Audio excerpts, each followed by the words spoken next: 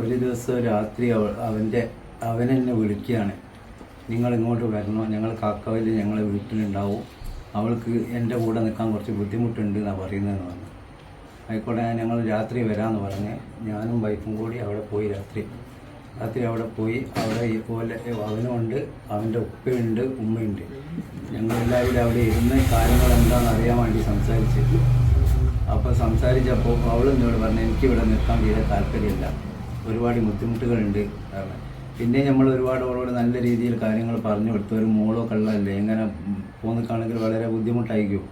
അതുകൊണ്ട് ഈ കുറച്ചുകൂടി നോക്ക്, എന്തെന്നാ സംഭവം നമ്മൾ ഒന്നുകൂടി അന്വേഷിക്കട്ടെ എന്നൊക്കെ പറഞ്ഞവരോട് എല്ലാ കാര്യങ്ങളും രണ്ടാളോടും പറഞ്ഞു തരിച്ചാക്കി ഞങ്ങൾ പോരാന്ന് വീട്ടിൽ നിന്ന് പുറത്തിറങ്ങിയപ്പോൾ അവിടെ നിന്ന് ഇറങ്ങി ഓടി വന്ന് ഞാൻ കെട്ടിപ്പിടിച്ച് ഭയങ്കര കരച്ചിലാണ്. അപ്പോൾ എനിക്ക് തോന്നി ഇതിലെന്തോ ഒരു പന്തികളുണ്ടെന്ന് തോന്നി. അപ്പോൾ അവിടെ നിൽക്കുന്നില്ല.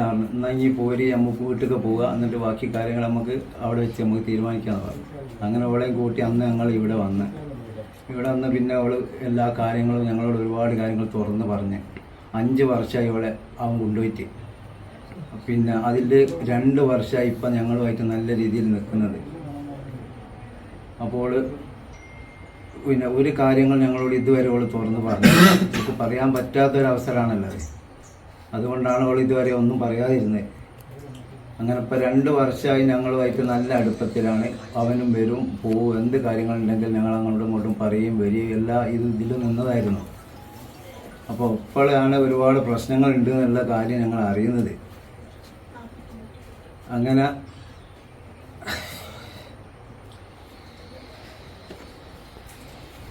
അപ്പോൾ ഇവിടെ വന്നപ്പോൾ ഞാൻ കുറച്ച് ദിവസത്തോളം ഇവിടെ നിന്ന് ഞാൻ പിന്നെ പള്ളി കമ്മിറ്റിയിൽ ഞാൻ വിവരം പറഞ്ഞു, ഇങ്ങനെ ഇവിടെ ചെറിയ എന്തോ ഒരു വിഷയമുണ്ട്, അപ്പോൾ നിങ്ങളൊന്ന് അന്വേഷിക്കണം ഇതിനെ പറ്റിയെന്ന് പറഞ്ഞു. അപ്പോൾ ഇവരവിടെ നിന്ന് അവരെ ഉടുങ്ങക്കാട് മാലിലേക്ക് വിളിച്ച് പിന്നെ കാര്യങ്ങൾ അവരോട് പറഞ്ഞ്. അങ്ങനെ കുറച്ച് ദിവസം കഴിഞ്ഞപ്പോൾ അവർ തിരിച്ചിങ്ങോട്ട് തന്നെ വിളിച്ച് അവരോട് പറഞ്ഞ് നമുക്കൊന്ന് ഇരുന്ന് സംസാരിക്കണമെന്ന് പറഞ്ഞു. അപ്പം എന്നെ വിളിച്ച് പറഞ്ഞു ഇങ്ങനെ ഒന്ന് സംസാരിക്കണം, എപ്പോഴാണ് കൂടെ. ഞാൻ പറഞ്ഞു എപ്പോഴായാലും കുഴപ്പമില്ല, ഞാൻ അവളെയും കൂട്ടി ഞാൻ അങ്ങോട്ട് വരാമെന്ന് പറഞ്ഞു.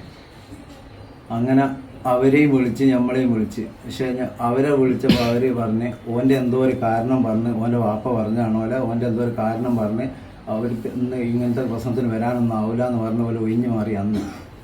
അപ്പോൾ അത് അവിടെ തീർന്ന്. പിന്നെ ഒരു വന്നില്ല. പിന്നെ കുറേ ദിവസം കഴിഞ്ഞപ്പോൾ ഇവിടെ അങ്ങോട്ട് വരുന്നില്ലെന്ന് ചോദിച്ച് വിളിച്ച്. അപ്പോൾ ഞാൻ ജ്യേഷ്ഠനോട് പറഞ്ഞു ഇനി ഒന്ന് ഇവിടെ വാങ്ങണം. ഓൻ്റെ ജ്യേഷ്ഠനെ വിളിച്ച്. ജ്യേഷ്ഠൻ ഇവിടെ വന്നു. അവനോട് ഞാൻ കാര്യങ്ങളൊക്കെ ചോദിച്ച്. ഇങ്ങനെ എന്തോ പ്രശ്നങ്ങളുണ്ട് വരും. ഓൻ വല്ലാണ്ട് മദ്യപിക്കുകയോളെ നല്ലോണം അടിക്കുകയൊക്കെ ചെയ്യുന്നുണ്ട്. അപ്പോൾ എത്രയോ പ്രാവശ്യം ഞോട് പറഞ്ഞതാണ്. അല്ലാതെ ഭയങ്കര പ്രശ്നം. ഇവിടെ വരുന്ന സമയത്ത് അവന് മദ്യപിച്ച് വന്ന് എത്രയോ ടൈം ഉണ്ടായിട്ടുണ്ട്, നമുക്ക് അനുഭവപ്പെട്ടത്.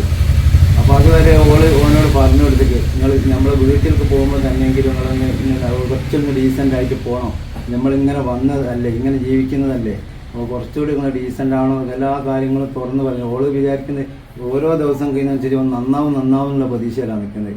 ഇത് കാര്യങ്ങൾ വഷളായി ഇങ്ങനെ വരിക. പിന്നെ അങ്ങനെ ജ്യേഷ്ഠൻ ഇവിടെ വന്ന് ഓനോട് ഞാൻ കാര്യങ്ങളൊക്കെ പറഞ്ഞ്. അപ്പോൾ ഓൻ പറഞ്ഞ് ഞാൻ ഏറ്റെടുത്തോളം ഓൻ്റെ ഉത്തരവാദിത്വം, പിന്നെ ഓള് പോന്നോട്ടെ എന്ന്. ഞാൻ പറഞ്ഞ് അത് എന്തായാലും ഒരിക്കലും ചെയ്യൂല. എൻ്റെ ഉമ്മയും ബാപ്പയും ഇവിടെ വന്നിട്ട് ഓരോട് കാര്യങ്ങൾ ഇരുത്തി നമുക്കൊന്ന് സംസാരിച്ചിട്ട് ഓളങ്ങോട്ട് പോന്നോട്ടെ എന്ന് പറഞ്ഞു. അപ്പോൾ ഓൻ പറഞ്ഞാൽ ഞാൻ രാത്രി ഉമ്മനെയും അപ്പനെയും കൂട്ടിയിട്ട് ഞാൻ വരാമെന്ന് പറഞ്ഞു. അങ്ങനെ വീട്ടിൽ പോയിട്ട് ഓൻ തിരിച്ച് മോളെ വിളിച്ച് ഓളോട് പറഞ്ഞ് ഈ കാര്യത്തിന് എൻ്റെ ഉപ്പയും ഉമ്മയും ഞാനും വരൂല എന്ന് പറഞ്ഞു. വരൂല എന്ന് പറഞ്ഞപ്പോൾ ഞാൻ പറഞ്ഞു എന്നാൽ അവിടെ നിൽക്കട്ടെ, നമ്മൾ വേറെ എന്തെങ്കിലും വഴി ഉണ്ടോ നോക്കുക. ഒരാളെ ഉത്തരവാദിത്തം അല്ലാണ്ട് എന്തായാലും എൻ്റെ മോളെ ഞാൻ പറഞ്ഞേക്കൂല എന്ന് ഞാൻ പറഞ്ഞേക്ക്.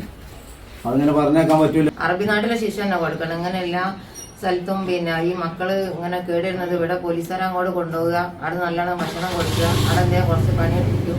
പിന്നെ അവർക്ക് പോരുന്ന തിരിച്ചു വരുമ്പം പൈസയും കൊടുത്ത് കടിയൊക്കെ നന്നായി ഉഷാറായി അവർ ഇങ്ങോട്ട് വരിക. അതാണ് ഇതിന്റെ.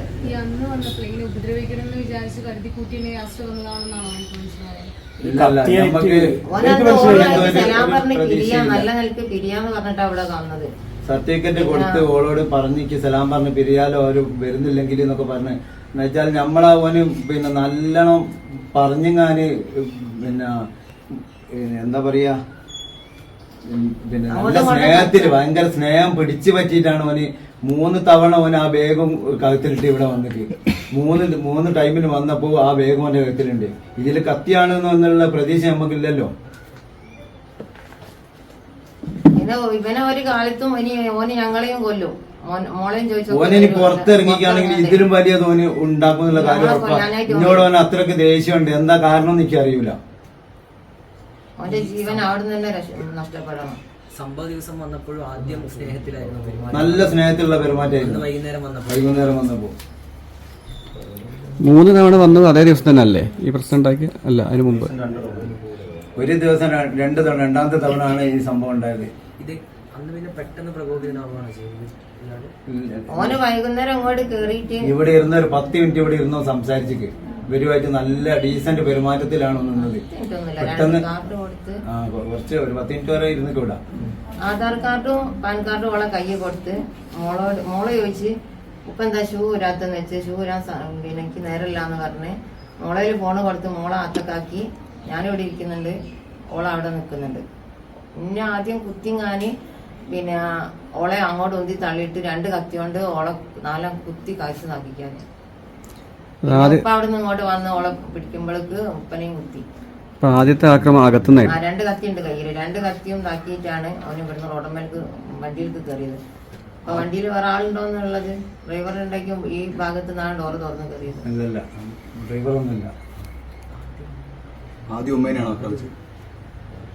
അന്നെ ഇവിടുന്ന് കുത്തി ഇറങ്ങിയതാന്നെനിക്ക് തോന്നുന്നു. പിന്നെ ഞാൻ അങ്ങോട്ട് പോയപ്പോ കുത്തി ഞാനായിട്ട് കണ്ടിട്ടില്ല. 2 കത്തിയും 2 കത്തി അവന്റെ കയ്യിലുണ്ട്. 2 കത്തിയും വീശിട്ട് അവിടുന്ന് അങ്ങോട്ട് പോയത്. നാസറൊക്കെ അവിടുന്ന് ഇങ്ങോട്ട് വരുമ്പോ ഇവൻ കയറി വരുമ്പോ നിങ്ങളൊക്കെ പുറത്തായിരുന്നു? ഞങ്ങൾ വാതിലടിച്ചിട്ടായി. ഞങ്ങൾ നോമ്പ് തുറന്ന് ഇറങ്ങിയിട്ടാണ്. ഞാൻ കടയിൽ അവിടെ ഇരിക്കുകയാണ്. അവിടുന്ന് ഇങ്ങോട്ട് നോക്കിയാൽ കാണും. ഞാൻ ഇവരെ സൗണ്ട് കേട്ട പിന്നെ അവിടുന്ന് ഓടി വരുന്നത്.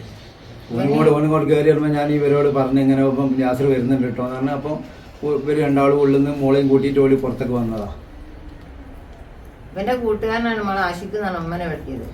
അതും പിന്നെ ശരണുണ്ട് വേറൊരുത്തിന് നമ്മളെ പിടിച്ചത്. ഈ ഇവന് ആഷിക്കിന്റെ ആ കുത്ത് ഉമ്മനെ ഇതാക്കിയതിന്റെ ശേഷമാണ് ഓക്ക് ഭയങ്കര പേടി. ഇവനും കത്തി കൊണ്ട് നടക്കലുണ്ടെന്നാ പറഞ്ഞത്. അപ്പൊ അതെല്ലാം കൂടി പേടിച്ചിട്ടാണ് അവൾ പോവാണ്ടായത്.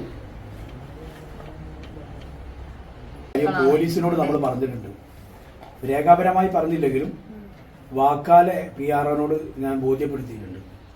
ആഷിക്കും വലിയ സുഹൃത്താണ്, ശ്രദ്ധിക്കണം, അപകടമുണ്ട്. 5 വർഷമായിട്ട് ഓളെ തീരെ ഒരു സമാധാനത്തിൽ നിൽക്കാൻ അവൻ സമ്മതിച്ചില്ല.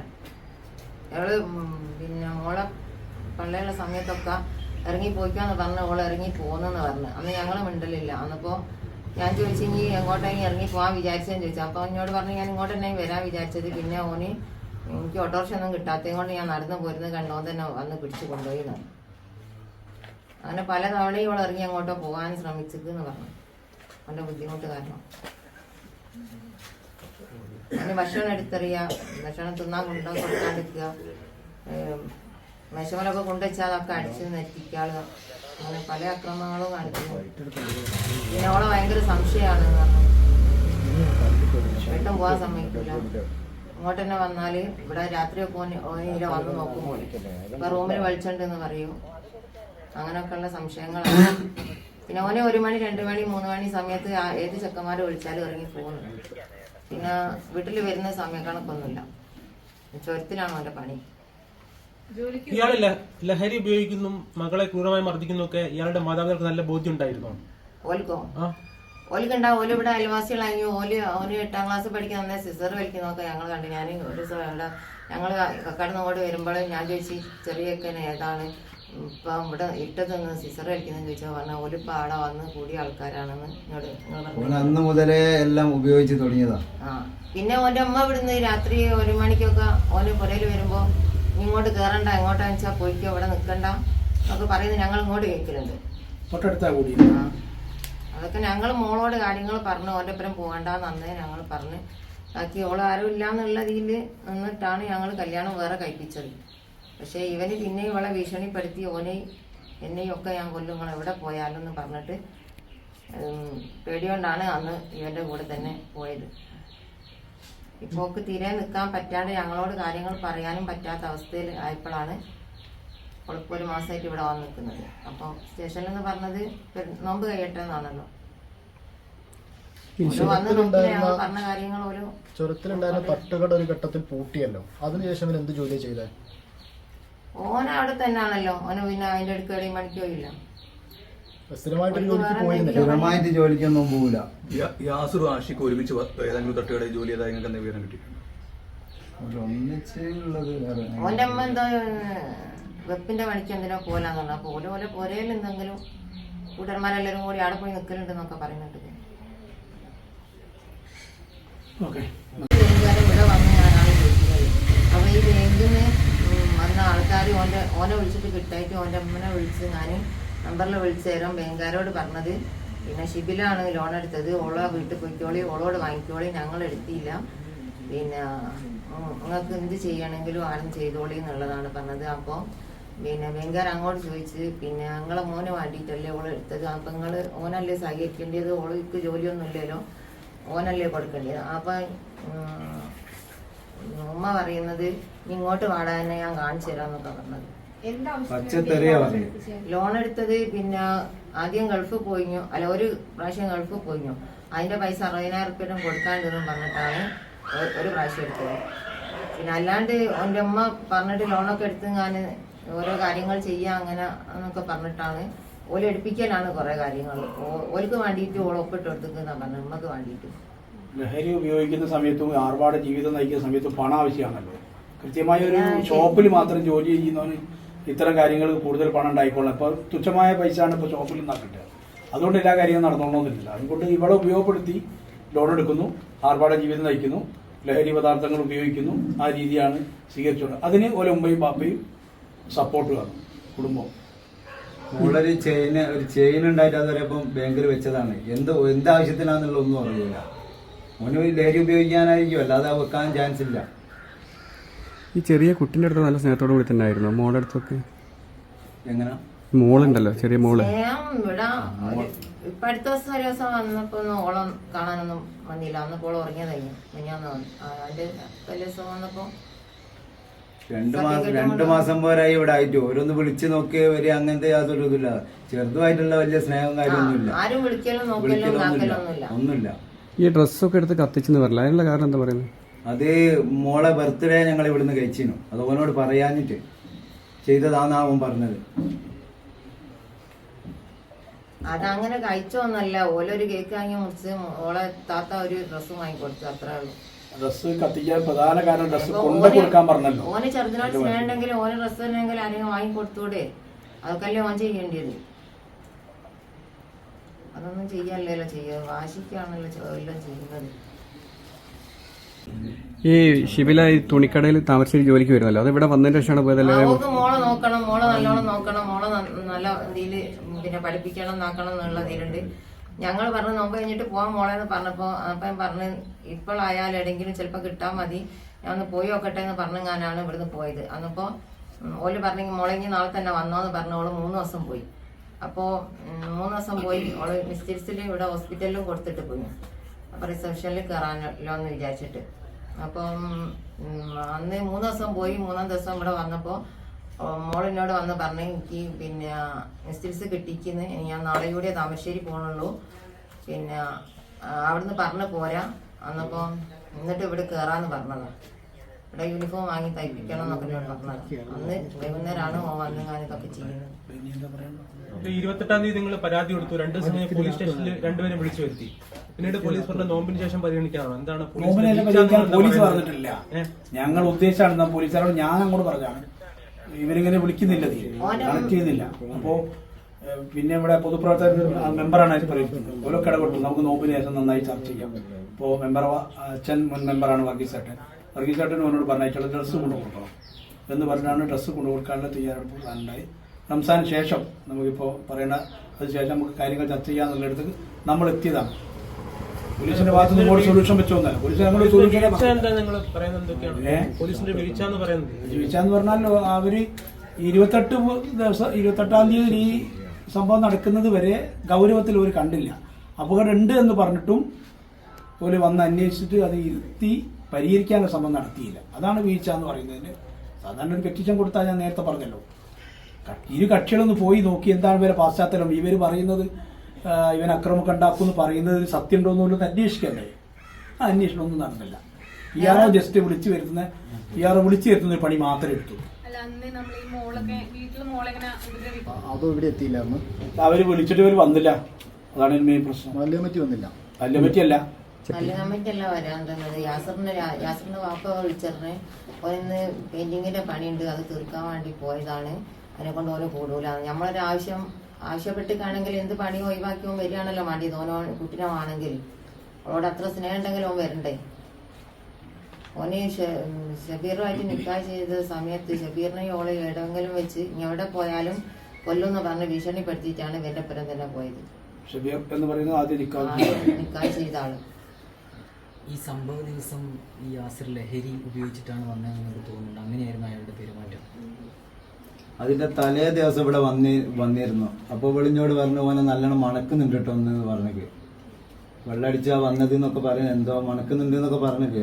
അന്നത്തെ യാഥാർത്ഥ്യം ഇവർക്ക് മണപ്പിക്കാനോ ധൈര്യം ഉണ്ടോ നോക്കാനോ അവർക്ക് സമയം കിട്ടിയില്ല. സഡൻ ടൈമിലുള്ളതായതുകൊണ്ട് മദ്യപിച്ചോ ഇല്ലോ എന്നുള്ളതിന്റെ പൂർണ്ണ വിവരം ഇവർക്കില്ല. പറഞ്ഞിട്ടുണ്ട്. നല്ലോണം മദ്യപിച്ച് വന്ന് കണക്കിൽ ഒരു സാധനങ്ങളൊക്കെ എടുത്ത് എറിഞ്ഞു പൊട്ടിക്കുകയും അവളെ ഭയങ്കര ക്രൂരമായിട്ട് അവിടെ ഒരുപാട് സംഗതികൾ ചെയ്തിട്ട്. ഷിബില അന്ന് പരാതി കൊടുക്കാൻ വന്ന സമയത്ത് എന്നോട് തന്നെ നേരിട്ട് പറഞ്ഞു, ഇവൻ മദ്യപിച്ച് വന്നാൽ ഈ അവന്റെ പെരുമാറ്റം വളരെ ഒരു സാഡിസ്റ്റ് മനോഭാവത്തിൽ അവർ കാണിക്കാന്നുള്ളത്. ശാരീരികമായും ഒക്കെ തന്നെ ഉപദ്രവിച്ചിട്ടുണ്ട്. ആ ഉപദ്രവത്തിൽ സന്തോഷം കാണുന്നുണ്ടെന്നാണ്. ഒത്തുതീർപ്പിൽ ശ്രമിച്ചെങ്കിൽ അത് ഫലവത്തല്ല. ഒത്തുതീർപ്പിൽ ശ്രമിച്ചാൽ അത് നടക്കണമെങ്കിൽ നാളെ ഈ ഡ്രസ്സ് കൊണ്ടു കൊടുക്കണം എന്ന് ഇവരോട് പറഞ്ഞു. നാളെ കൊണ്ടു കൊടുക്കണ്ടേ? അത് നടന്നില്ല. കേസ് ചാർജ് ചെയ്തില്ല. രണ്ടുപേരും എന്നാ വിളിച്ചു വരുത്തി?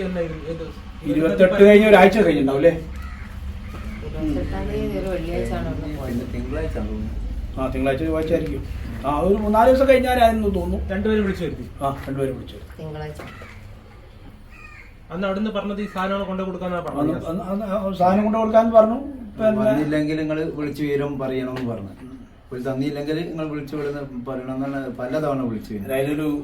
തന്നില്ല നിങ്ങൾ പോലീസ് അറിയിച്ചോ? അറിയിച്ചു. അല്ല, വസ്ത്രം തന്നില്ല എന്ന് പറഞ്ഞപ്പോ പോലീസിന്റെ ഒരു ഭാഷ ഇങ്ങോട്ടുണ്ടായത് എങ്ങനെയാണെന്നാൽ എന്നോട് പറഞ്ഞു, അയാൾ വാങ്ങിയ വസ്ത്രമല്ലേ, അയാൾ കൊണ്ടു കൊടുക്കണ്ടേ, നമ്മൾ എന്ത് ചെയ്യാനാണ് ആവശ്യം.